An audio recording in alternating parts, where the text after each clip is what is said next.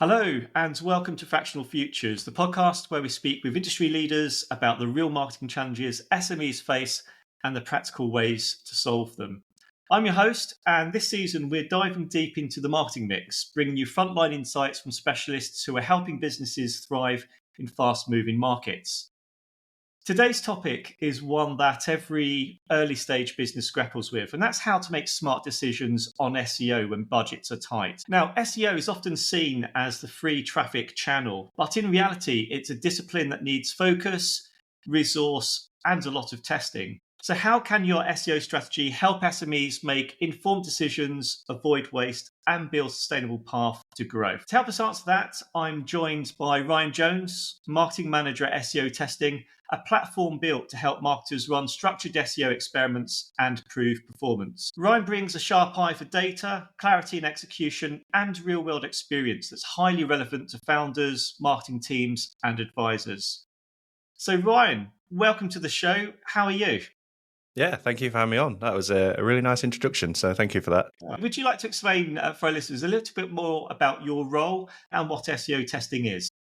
Yeah, so I'm the marketing manager at SEOTesting, so I handle all things marketing for the brand, so SEO, any paid that we do, social media stuff, all that kind of thing. So it's very multi-dimensional, but there is still a main focus on SEO, given that SEO is the main channel that we use to get customers and that kind of thing. So it's a very heavy SEO focused, which makes sense considering what we do is we help businesses and marketers design SEO tests that help them find what works for their site and unlock Google's black box and that kind of thing. Fantastic. And we're going to be doing a few episodes together, aren't we, for this kind of mini series? Because I think SEO is such a massive topic. And it's going to be great picking your brains to answer some of those common questions and maybe also demystify some of the misconceptions around SEO. And particularly now we've got AI coming on board, most people will notice that the very first search option on any Google search is kind of an AI generated thing now. So it'd be great to pick your brains on that and how we need to start thinking about the AI search as well as the traditional search. So Ryan, let's jump straight into the first topic, I guess. I'd like to start with the fundamentals. When budgets are tight, as they often are, especially with early stage businesses, it's quite tempting to delay SEO or approach it without a clear strategy. And I guess if customers can't find your product or service, you're going to struggle to get traction. So Ryan, can you unpack why the SEO strategy is so important, especially for early stage businesses, and why tools like SEOTesting are essential for budget efficiency? Yeah, absolutely. So I think the first thing to mention is the fact that, yes, there is a sort of general rule that SEO takes time, and that is true for a lot of businesses. I mean, we saw it with us when we first started. I think the tool was first really started gaining traction around 2020 when the pandemic hit and everything. That was when it sort of went live and everything. But we didn't really start getting a lot of organic traffic until probably the beginning of 2023. So it's like a long process. But I mean, we are a small company as well. But yeah, the kind of thing to mention is while it does take time to start up, but once you start gaining that traction, it really does build a long-term value, and it really is one of those things that keeps chugging away for you in a sense. Yes, obviously you still have to do various things in order to keep that growth, but it's not necessarily set and forget, but it's one of those ones that you can work on for a little bit, see results from that, then you can kind of readjust and move forward from that, and it's why it's one of my favorite channels essentially. And when you compare that to something like paid stops working the moment you stop paying for it. I can see why businesses who do have sort of more tight budgets and that kind of thing would lean towards PPC. But yeah, my advice would be to really focus on SEO and drill down into that, especially because it compounds over time as well. And for, I guess, for founders who might be listening to this episode, they may have no marketing team whatsoever. It may be the founders themselves who are stuck with the challenge of building the website or maybe briefing an agency to build a website. But once you've got the website, how do you manage it? How do you manage SEO? And for founders, it might be quite difficult, especially if they're not knowledgeable of the intricacies of SEO and SEO testing and SEO strategy.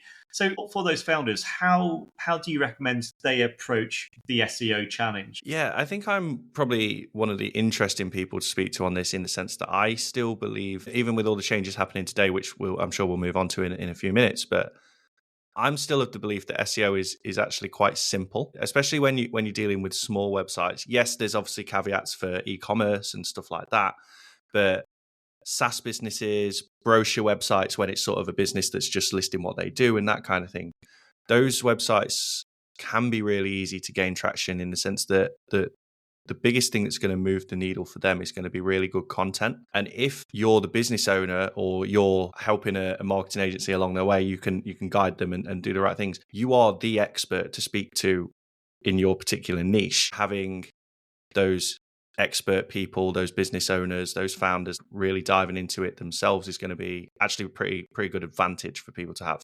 I mean, we're seeing it now where if I go into ChatGPT, for instance, or an AI overview and search for a specific topic, it's not necessarily a business that's coming up, it's a particular person and what they've posted on social media and that kind of thing. It's going to get more complicated, it's going to get more interesting, but it's, at the minute, we're still in that sort of prime position where content can really still move the needle. I mean, we've seen that for our business. And I guess those founders, when they are speaking to the agencies or trying to, I guess, get prominence on search, one of the things that they'll ask for is, I want to be page one, position one straight away.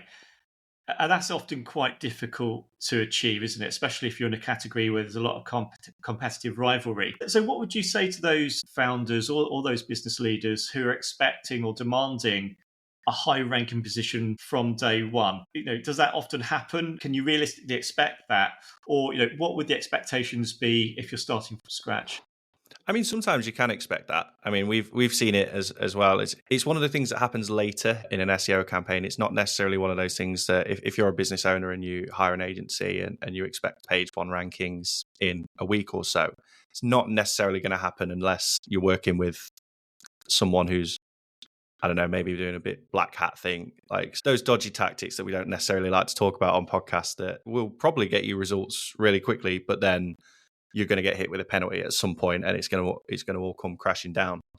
But that's not to say that it's never possible. I think it's a big problem or a big opportunity when it comes to communication, because you mentioned in the intro AI overviews and that kind of thing, and they're surfacing results that aren't even on page one. Sometimes they're surfacing results from page 2, 3, 4, and all the way down to, I think I can't remember the exact study, but I think I read somewhere that it's surfacing results from page 15 in some cases, which means, yes, your SERP listing might be not on page one, but you've still got the opportunity to be pulled through in that AI overview. And then it becomes a different conversation of whether you get clicks from those AI overviews, which might not necessarily be the case. And this is where I think the conversation needs to go. I think we need to move less to sort of monitor clicks, but more to monitor impressions and sort of brand appeal and that kind of thing, getting your brand seen and then remembered, which you can do in AI overviews if obviously you featured in a good answer and that kind of thing. And that's where social comes into it as well. It's going to become a really sort of mix and match kind of approach. It's not necessarily going to be SEO siloed as just that and PPC siloed as just that. It's going to eventually all work together. So I think communication comes into it. I think, but yeah, there's certainly a big opportunity as well. And in terms of some of these early stage founders, they might have a very shallow website. There may be 10 or 15 pages maximum. And that website might be very product or service focused, but there may be very little content around that website. So you might find the product or service, but using different search terms, you may not reach that website. So from a content strategy point of view, what does the content strategy need to be to kind of grow the website or to help you get found? Because can you rely on a very shallow website to get found? Yeah, sometimes you can, but more often than not, you are going to need a content strategy. I think still at the minute, one of my favorite ones is building topic clusters and topic hubs and that kind of thing, which it's been spoken about for a good few years now. And there are tools that will help you do it. But it's one of my favorite strategies, because let's say you've got like a 10-page website and you've got 8 pages that are related to different services that your company offers and that kind of thing.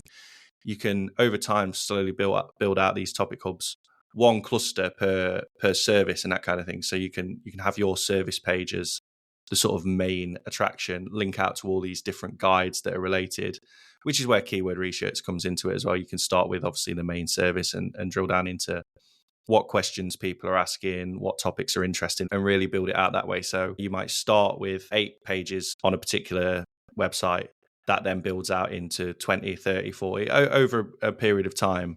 But the ultimate goal then is for when someone searches something related to your core topic, they'll find one of these guides that you've put together. And then if they find that interesting enough, then they'll click through to the main services page. And that's where we see the value in the top of the funnel content leading through all the way into a conversion. I guess this kind of leads nicely on to the next topic, which is, you mentioned there that there's kind of a process, there's a strategy of building your content. And to me, it sounds like there's quite a lot of experimentation that you might have to do. So you might create a page and you might optimize it in a certain way, but the market changes, or you get more competitors who probably create a better landing page on a similar topic. So in terms of experiments, is it important to run experiments with your SEO approach? Because is it kind of do it once and forget, or do you have to constantly optimize, run experiments to see what's working or not? Yeah, so to answer the sort of first question that you asked, it's definitely important to be constantly testing.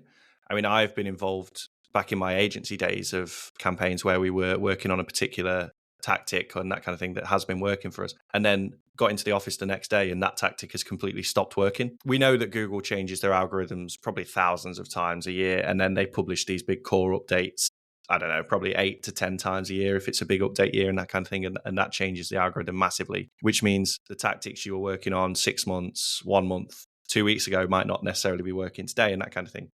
And that's where testing can come in the sense that we can run these targeted tests, find out what works for our site, and then keep doing that until it doesn't work. And then we can test again and that kind of thing. And the sort of flywheel keeps on moving. It's also important to mention that what works for one business type might not necessarily work for another. So if you're a SaaS business, you're going to have to do something completely different to an e-commerce business, where e-commerce business might need to invest really heavily in technical SEO and not much on the content side. Whereas a SaaS business like us, what's really moved the needle for us has been content. And that's why we've invested so heavily into making sure we're like a really big topical authority when it comes to this sort of stuff. But in terms of setting up tests, you can actually do it for free. The key point is it is time consuming. And that's where the conversation comes in of how much is your time really like worth and that kind of thing.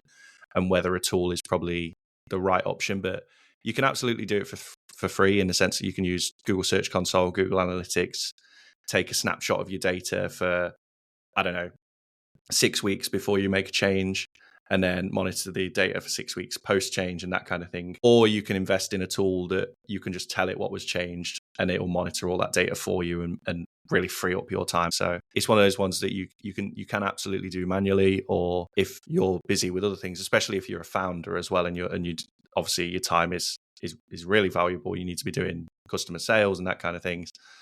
That's probably the point where a tool is going to be more useful, because it purely just frees up your time to do more of the stuff that moves the needle. I've seen in a few places where the SEO strategy has been to look at Google, see who ranks position 1, 2, or 3, and then just literally copying the SEO titles and the meta descriptions and putting that over on their own content. Is that something you would advise, or is that kind of one of the obvious no-nos? This is an interesting one, because I suppose it's not necessarily something I'd advise, but it does tend to be the sort of starting point that most people will choose to go down, in a sense. Like, let's say if I want to write a guide on keyword cannibalization, I probably will start by Googling it, seeing who comes up on the search results, who's ranking in that sort of top 5 positions, and how are they structuring their titles. So I'm not necessarily copying the titles, but what I am doing is seeing how it's structured. Are they listing a number of tips that they give? Do they use different filler words like best guide or ultimate guide or that kind of thing? And from there, I can kind of come up with a title that I think might work well, see where that lands once I click publish. That might end up at sort of bottom of page 1, top of page 2, that kind of thing. And from there, I can test different title variations to see what moves the needle and see what brings it up towards that sort of top 5 positions. And I guess in terms of some of the tools that are available, you mentioned Google Search Console, it's obviously Google Analytics, Ahrefs, obviously tools that you've developed, SEOTesting. How user-friendly are those? Because if you're a founder, if you're completely new to this, some of those tools are quite complicated to use. They kind of demand a certain level of knowledge before you can use them effectively. So how easy is it just to pick up these tools versus some of these new ones like SEOTesting and really sort of move the needle on your content strategy and your SERP positions? They are quite simple once you get around the initial learning curve. It's one of those ones that, like, Google Search Console is pretty easy to use if you know sort of spreadsheet stuff, because you're going to get into the stage of exporting your data and that kind of thing. So if you're confident with Excel, Google Sheets, then you'll probably be able to make use of Search Console data pretty easily. Google Analytics is an interesting one because we had the change recently from Universal Analytics to GA4. I'm still very much of the opinion that Universal Analytics was much easier to use. I can see why they made the change to GA4, but it has made it somewhat more complicated to use, so that there is a much steeper learning curve when it comes to GA4. Ahrefs, again, it's one of those ones that once you're used to the software, it is pretty easy to navigate and work your way around. But again, it's that learning curve of actually learning how to use it in the first place. So it's one of those ones. I suppose it goes back to my previous answer, really, in the sense that you can absolutely do it all on your own with no external tools, with no help and that kind of thing. It's just going to be that time aspect and how much of your own time do you want to spend on it versus a tool like SEOTesting or similar, in the sense that you can pay a small subscription, you can tell it what you've done, and then we'll just set up the test for you and we'll monitor all that data for you. All you have to do really on the setup side is add a Google Search Console integration. And that takes a couple of minutes, even if you're not very sort of tech heavy. So it just comes back to that conversation of do you want to spend a lot of your own time on it, or do you need to spend time doing other things and let a tool do it for you? And I guess that there might be some people listening in, maybe the more cynical ones, saying, well, I don't really want to pay a subscription to some of these SEO tools to do this. I'll just use AI. I'll ask AI to build me a landing page that ranks number 1. Maybe people might see that as a bit of a cheap way of doing that. How effective is something like GPT? Will it get will it get you onto page 1 of Google for a landing page? I really wanted to get through this entire podcast without having to say the traditional SEO term of it depends. But I think when it comes to that question, I think it really does depend. If you're creating content for a keyword that really doesn't get searched much, there isn't much competition and that kind of thing. I suppose if you've started a business that is really, really niche and there's not many competitors around, not many people know about it, you can probably ask ChatGPT to write some content or create a landing page for you, and it will probably do a pretty good job. It might not get you page 1. I think the interesting part comes in if you're in an industry that's pretty crowded, there's a lot of competitors, there's Reddit SERPs that you have to deal with as well, where people are asking other users questions. They don't necessarily want help from a business's guide and that kind of thing. That's where I think AI, it can still be a useful tool to help you draft content and stuff like that, but I don't think it's ever going to, or at least at this point now, it certainly doesn't have the experience now to compete with SEO specialists who have got 10, 20, sometimes 30 years working in this particular industry, and they've spent time learning about Google patents and doing ongoing tests and learning how the algorithm really works. I think it's going to be one of those interesting ones. So if you've got a business that no one searches for and there's no competitors for it, yeah, absolutely use ChatGPT. But I think it's certainly a useful tool. I don't discourage anyone from using it, and I use it a lot in my day-to-day job as well, along with Claude and Gemini. At the end of the day, it's never going to replace actual expertise that you can get from someone who's been in the trenches learning it.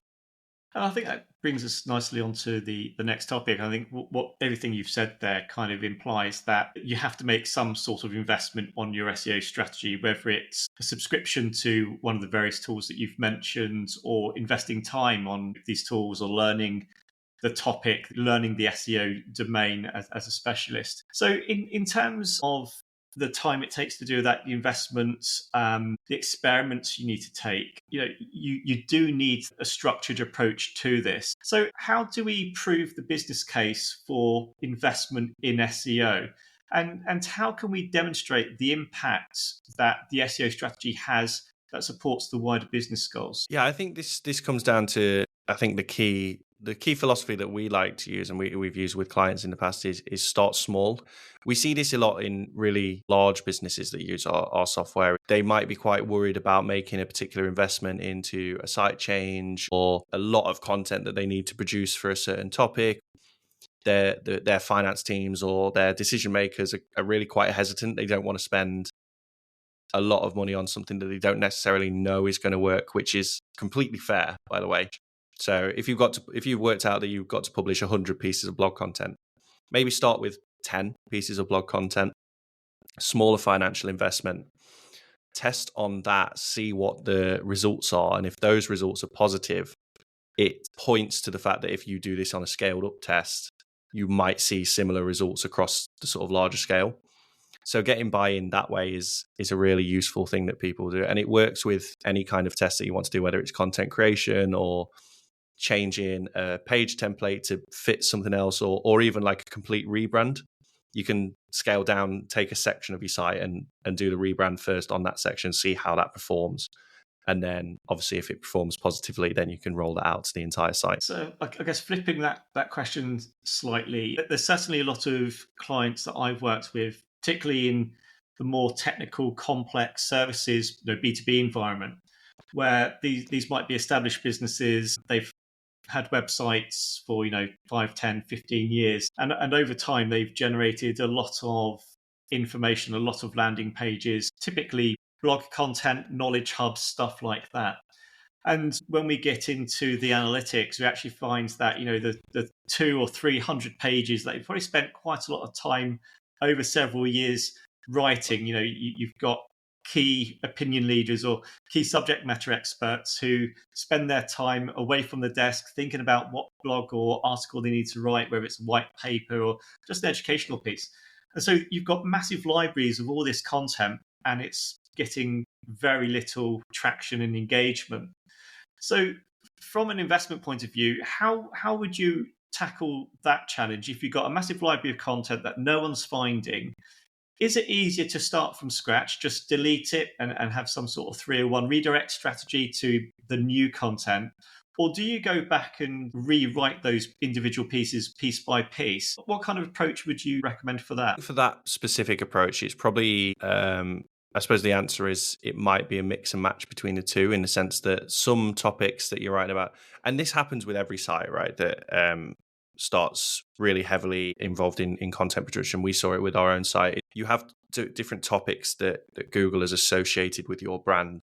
So for us as an instant, because we integrate with Google Search Console, and we spent a lot of time writing these really helpful Google Search Console guides that people can find. Google have associated us with a big presence when it comes to Google Search Console. So anytime we write an article on a specific topic related to that, we tend to rank highly pretty quickly. But when we try and branch out into sort of more general SEO topics, we might not see the same success happens. And that happens with every site. They tend to start with something that they really know. And then once they've kind of covered all bases on that, then they'll start branching out. And that's where we see that sort of problem of having hundreds of pages that just don't bring in any traffic whatsoever. So I think it's one of those ones where if you've got content that's related to a core topic and you can bridge that gap in some way, that might be a situation where you can 301 redirect, or you can refresh a guide and link it back to the sort of main topic and bring it back that way. But if you found, like a lot of businesses do, that you've started to spend time writing content that Google really just doesn't associate with your brand at all, and then we try and branch out into conversion rate optimization. So that then is probably a good sample of content that we can just delete and we can start fresh. And yes, if the URLs have links and that kind of thing, we can redirect them somewhere else if it's relevant. But yeah, for that type of content that's not bringing anyone in, it's not really relevant to your business's core services, then that's the kind of content that you want to just be removing from your site and maybe not starting afresh, but like just kind of forgetting about almost. Yeah, that's good advice. I guess my final question for you, Ryan, and I've seen this a lot in clients and organizations that I've worked for before as fractional CMO, particularly in professional services where you have lawyers, accountants, financial experts. They will be tasked with writing a blog, an article for the website because that's what you do. It's fuel for the engine. More often than not, those technical experts, they probably would write a piece that's good for a magazine, but putting it onto a website, it's unlikely to get the traction, it's unlikely to get found. So how do you balance working with your key subject matter experts, requesting them to write content that's maybe very good technically, but it's probably not very good from an SEO point of view? How do you kind of bridge that gap? Or is it best not to get them involved at all? How do you address that balance? I think that type of content is still really useful to have on a website.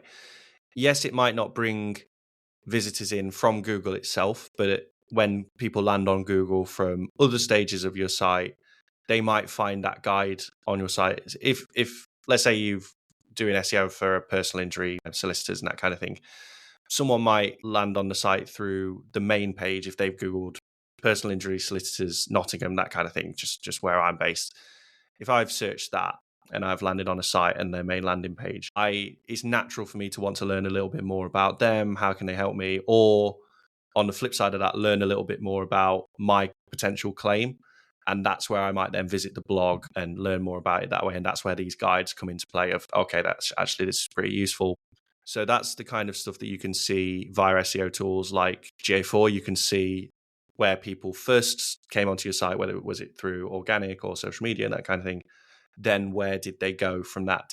Did they go to our contact page straight away? That might be unlikely. The likelihood is that they visited quite a few pages on your site before actually contacting you.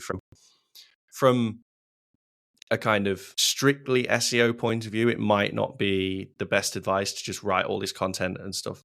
But it then comes into, from a more general marketing point of view, it is really useful to have this.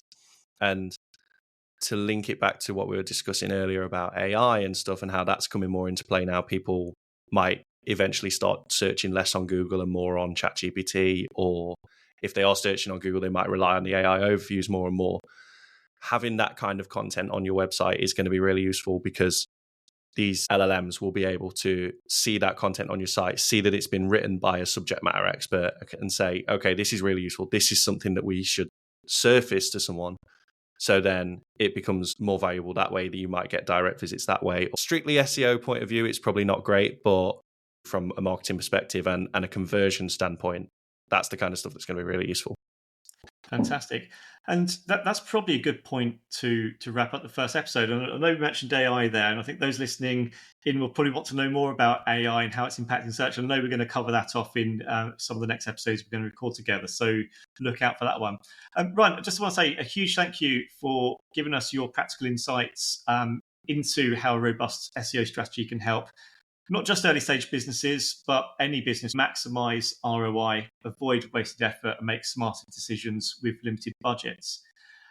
In the next episode, Ryan and I will be building on this conversation and be exploring how CMOs and other marketing leaders can demonstrate SEO's value through smart testing and measurable results. So look forward to that one coming out soon. Until then, Ryan, thanks again for your time. Really appreciate that. Thank you for listening, and we'll see you in the next episode.